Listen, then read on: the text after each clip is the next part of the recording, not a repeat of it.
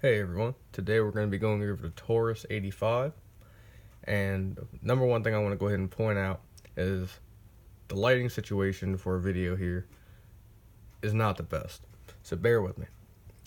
But as I said, we're going over the Taurus 85. It's a decent little snub nose revolver with a good price tag. However, it does have some flaws. I'm going to go ahead and show the cylinder is empty, and this empty brass over here is going to be used in a demonstration later. My apologies. Some specifications about this. It's a 38 special. It's rated for plus P rounds. It has these rubber grips. It weighs 21 ounces unloaded. It's a pretty hefty revolver, which we'll get into this a little bit more later in the video. It has a 5-round capacity. It has a 2-inch barrel. I can't remember if I said that or not, but it has a 2-inch barrel. It's considered a small frame revolver. It's 4.28 inches tall. Trying to get a good view on the firearm itself. It's a double action, single action pistol. It has fixed sights, and of course it also has the Taurus locking system. You can't really see, but it's there. See, there we go. Not that anybody really cares about that, but all right, let's go over a few things. Now keep in mind, this is all my personal opinion. Everybody has their opinion about Taurus. You know, it's one of those things. A lot of people say it's hit and miss. I agree, but I also disagree. The number one thing I love about this gun is, for one, it's 38 special, but it's very compact. I mean, you can put this thing in your pants if you have big enough pockets. I personally like it in a jacket, more specifically a Carhartt. They tend to have, you know, more durable constructed pockets. You can really just fit a lot of stuff in them, whether it be inside or outside. I like it inside, in the front left pocket of your standard active jackets. With its size and its weight, it can't really be worn in an ankle holster. I have an ankle holster that I like for a couple other guns. This one, it just seems to do a lot of this when you're walking. It's not comfortable. It's not really that reliable around your ankle. Somebody might make a holster for it that it might work best in. I don't have that holster. Excuse me, I'm sorry. The grips. It has amazing grips for being a cheap gun. I didn't have to put aftermarket grips on it. I really don't think anybody has to put aftermarket grips on it. The way they come, it's got some decent checkering in the back, as well as the sides. I'm trying to find the best lighting position for y'all to see. I don't know if y'all can really see it, but around the sides it has fairly decent checkering. And then it has these little grooves right here. And no matter how big or small your hands are, your fingers always fit perfectly. I don't have the biggest hands in the world, so my pinky fits where it should. However, even if you do have a bigger hand, your pinky can still fit. It's got this little curvature in it. It's hard to see, but it's there. And you could even have your pinky underneath of it, and you still got a tight grip. You can come, and you can try pulling this gun out my hand. It ain't going nowhere. You have lots of traction. The grips are great.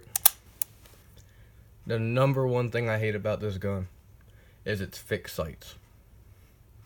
I can deal with black on black, but I do not like fixed sights. I don't mind fixed sights if the gun's accurate, but that is the biggest flaw with this gun. I shot Model 85s that shoot spot on. This one just doesn't.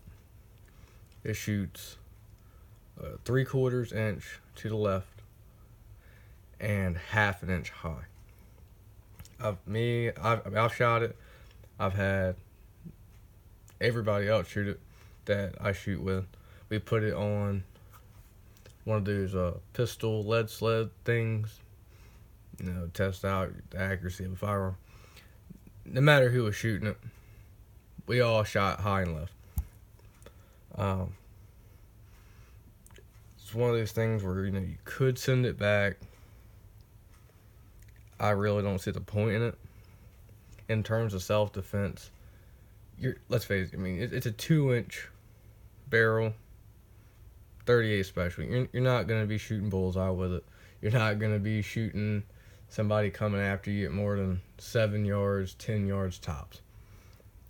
And even with shooting high and left, it's very minimal. So if you're aiming at center mass, you're more than likely gonna hit your target unless you're just shaking. And you'd have to be shaking quite a bit. As for recoil, it doesn't really have much.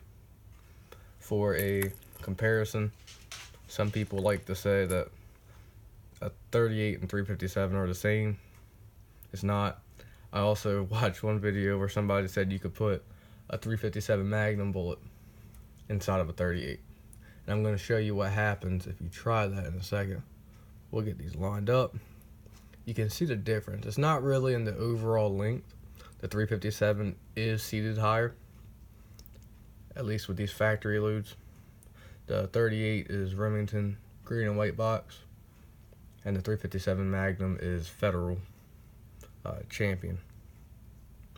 It really just comes down to the case length and how much powder's in it. That's the only difference. The diameter is the same. This is a 158 grain jacket. It's all point. This is a full metal jacket. Really just two differences. Now, I'm going to show you the difference. The cylinder's going to be kept open the whole time. When you put a 38 special cartridge in, it sits flat and flush. You can easily close the cylinder and it won't protrude in any way. The gun's designed for a 38 cartridge. But when you get a load of 357 Magnum in, if you look down the cylinder, I don't know how well I can show it, but you see this little, I'm looking right here by the way, you see this little black ring, if I get it just right.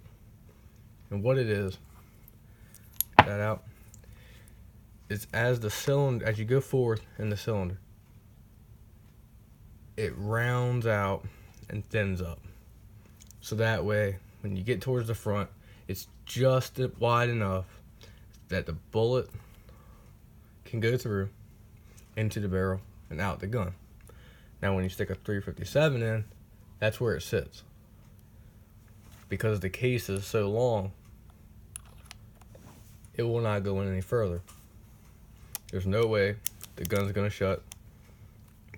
Maybe it would if you took a hammer to it, but I mean, you'd just be breaking a gun at that point.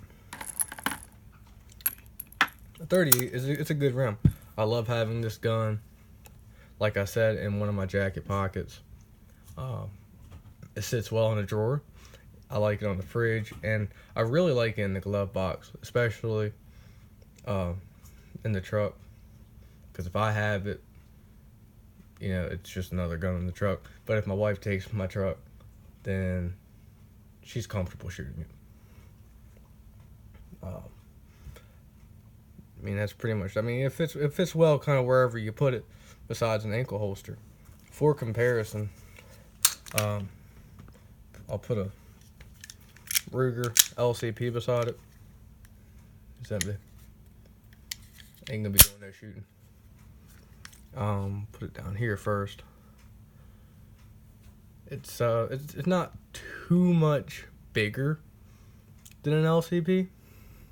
It's just that it's longer, and that's what makes it so difficult to holster on the ankle.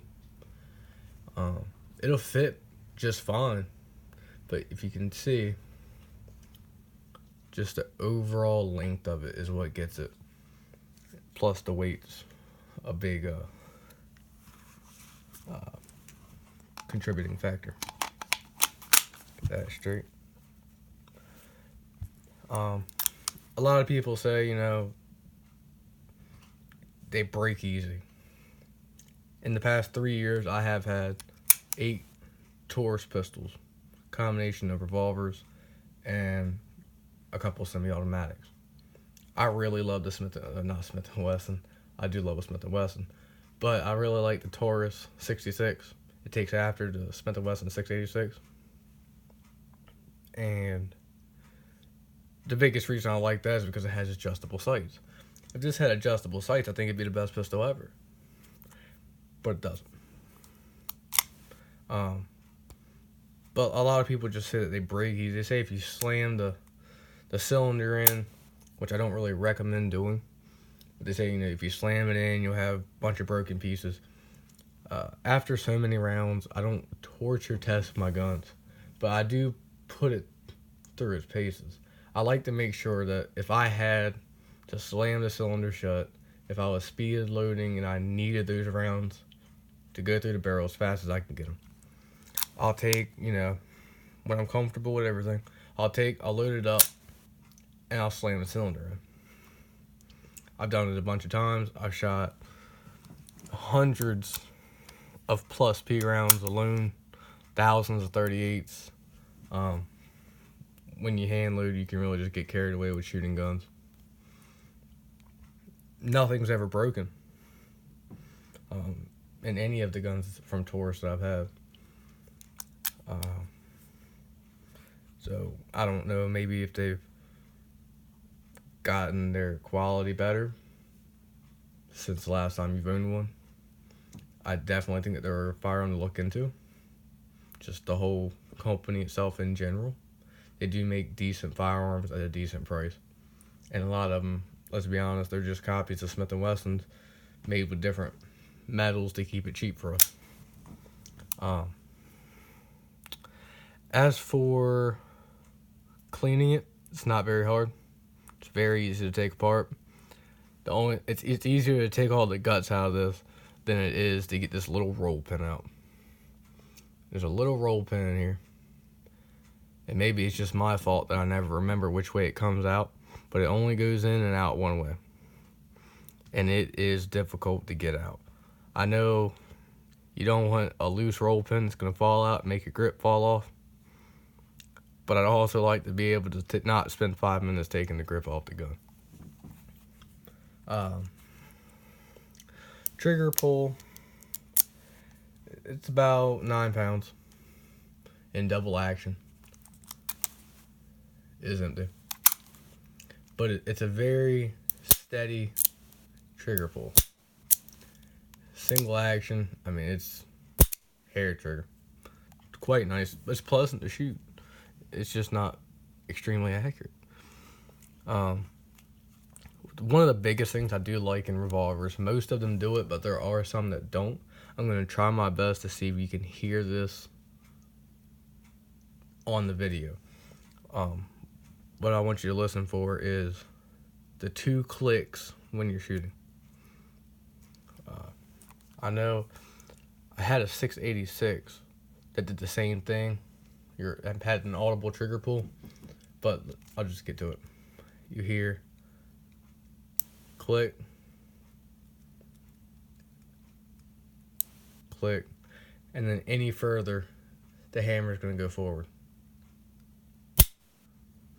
So, even through earplugs, you can hear that second click, especially, which really helps if you want to practice on your double action.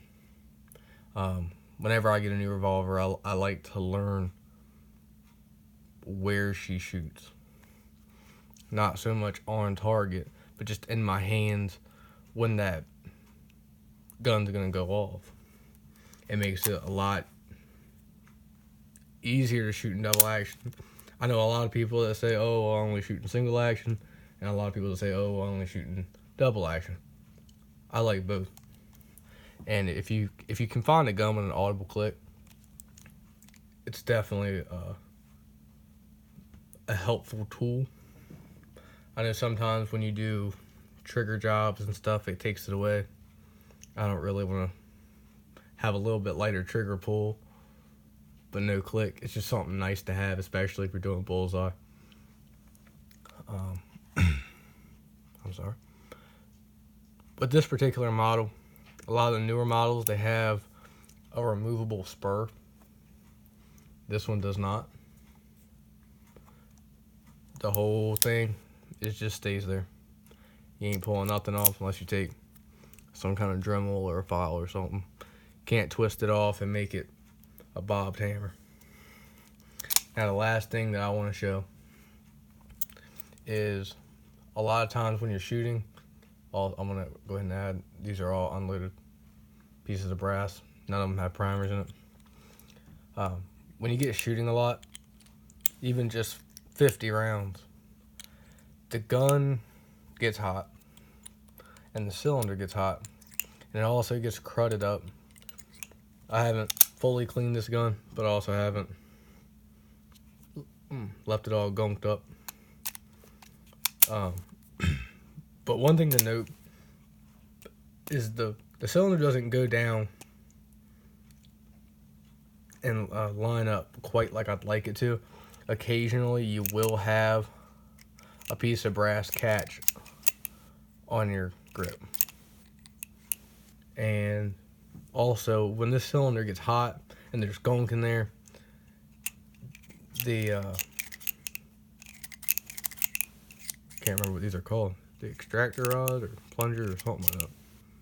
Probably got both of them wrong. Either way, it gets stuck and makes it really difficult to extract your cartridges.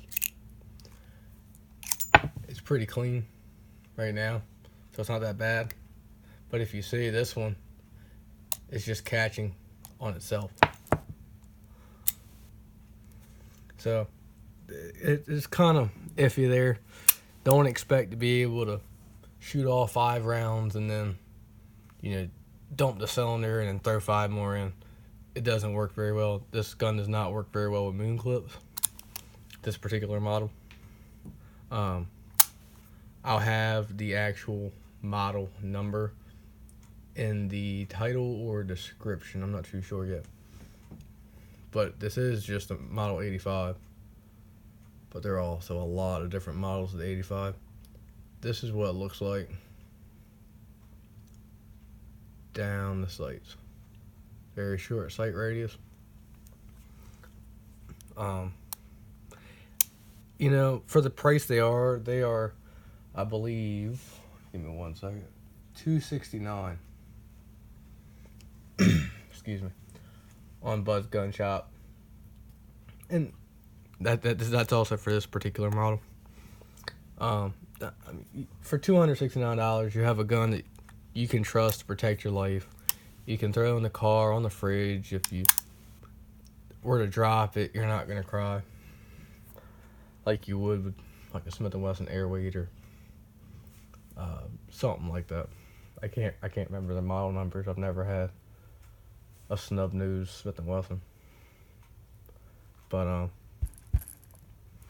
if you can get one that is accurate, I'd definitely say buy it. I mean, used, you could get one of these for $200, maybe $150 if you're lucky. I think I've hit the majority of the notes that I wanted to. If you have any questions, concerns, anything, just leave a comment, and I'll be sure to answer you promptly and to the best of my knowledge. I think that's about it. Like I said, nice gun. If you can get one that's accurate.